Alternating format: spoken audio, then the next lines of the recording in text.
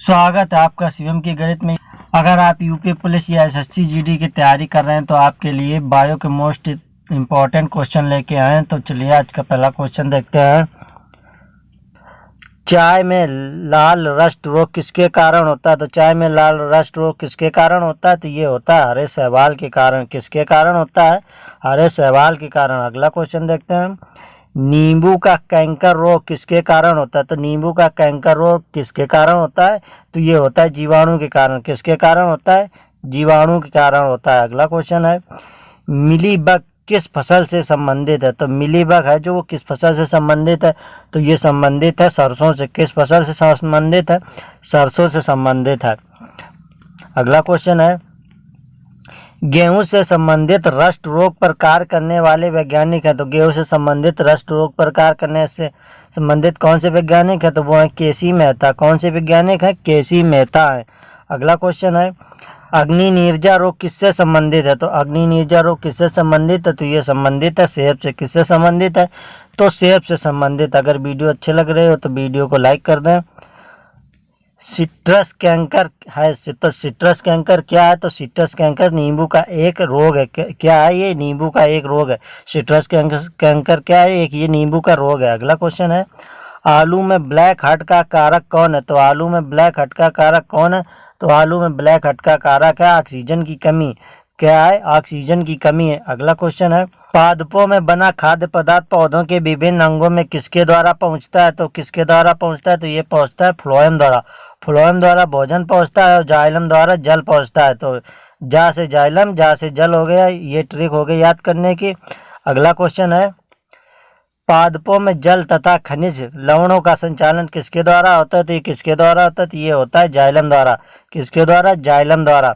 अगला क्वेश्चन है, डेसिबल किसे नापने के लिए प्रयोग में लाया जाता है? तो डेसिबल से हम क्या नापते हैं? तो डेसिबल से नापते हैं वातावरण में ध्वनि। वातावरण में क्या नापते हैं? वातावरण में ध्वनि नापते हैं। अगला क्वेश्चन है, वंशागति के अध्ययन से संबंधित जीव विज्ञान की शाखा क्या कहलाती है? तो वंशागति के अध्ययन से संबंधित जीव विज्ञान की शाखा क्या कहलाती है?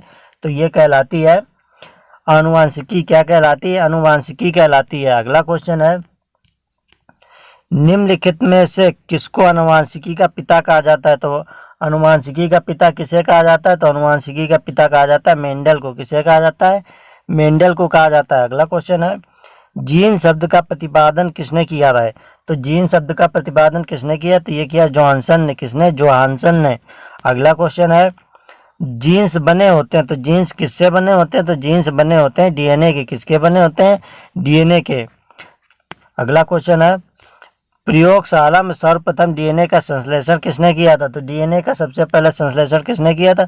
तो ये किया था खुराना ने। किसने किया था? खुराना ने किया था। अगला क्वेश्चन है, किसके द्वारा आनुवांशिकता के विज्ञान को आनुवांशिकी कहा गया? तो किसके द्वारा कहा गया था? तो ये कहा गया था वाटसन के द्वारा। किसके द्वारा कहा गया था? ये वाटसन के द्वारा कहा गया था। अगला क्वेश्चन है, अनुवांशिकी उत्परिवर्तन होता है। तो अनुवांशिकी उत्परिवर्तन किसके कारण होता है? तो ये होता है क्रोमोसोम के कारण। किसके कारण होता है? क्रोमोसोम के कारण होता है। अगला क्वेश्चन है, सेल नाम किस जीव वैज्ञानिक ने सर्वप्रथम दिया था? तो सेल नाम किस जीव वैज्ञानिक ने सर्वप्रथम दिया था? तो ये दिया था रॉबर्ट हुक ने। किसने दिया था? रॉबर्ट हुक ने दिया था। अगला क्वेश्चन है, कोशिका में प्रोटीन संश्लेषण कहाँ होता है? तो कोशिका में प्रोटीन संश्लेषण कहाँ होता है? तो कोशिका में प्रोटीन संश्लेषण होता है राइबोसोम में। कहाँ होता है? राइबोसोम में होता है। अगला क्वेश्चन है, 80% से अधिक सेल में पाए जाने वाला पदार्थ क्या है? तो 80% से अधिक सेल में पाया जाने वाला पदार्थ क्या है? तो ये है जल। क्या है? जल। अगला क्वेश्चन है, गाल्जी काय का प्रमुख कार्य है क्या? तो गाल्जी काय का प्रमुख कार्य क्या है? तो गाल्जी का प्रमुख कार्य है स्रावी। क्या है? स्रावी। अगला क्वेश्चन है, किसकी उपस्थिति के कारण किसी पादप का कोशिका और पशु कोशिका में अंतर पाया जाता है? तो किसकी उपस्थिति के कारण पाया जाता है? तो ये पाया जाता है कोशिका भित्ति के कारण। किसके कारण? कोशिका भित्ति के कारण। अगला क्वेश्चन है, कौन सा अंगक प्राय जंतु कोशिका में उपस्थित नहीं होता है? तो कौन सा अंगक प्राय जंतु कोशिका में नहीं उपस्थित होता है? तो ये होता है लवक। क्या नहीं होता है? लवक उपस्थित नहीं होता है। अगला क्वेश्चन है, निम्नलिखित में से कौन सा कोशिकांग डीएनए रखता है? तो कौन सा कोशिकांग डीएनए रखता है? तो ये रखता है माइटोकॉन्ड्रिया। ये क्या रखता है? माइटोकॉन्ड्रिया रखता है। अगला क्वेश्चन है, कोशिका व आणविक जीव विज्ञान केंद्र कहाँ स्थित है? तो कोशिका व आणविक जीव विज्ञान केंद्र कहाँ स्थित है?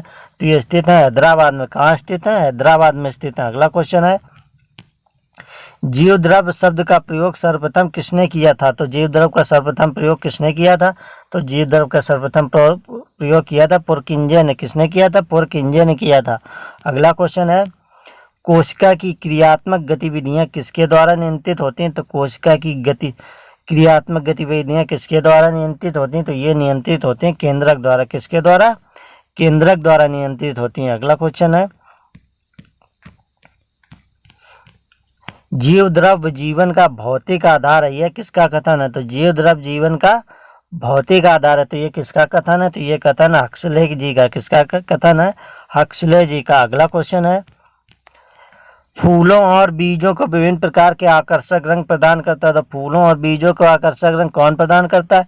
तो ये प्रदान करता है क्रोमोप्लास्ट। कौन करता है? क्रोमोप्लास्ट करता है। अगला क्वेश्चन है, पत्तियों को हरा रंग कौन प्रदान करता है? तो पत्तियों को हरा रंग कौन प्रदान करता है? तो ये प्रदान करता है क्लोरोप्लास्ट। कौन प्रदान करता है? क्लोरोप्लास्ट।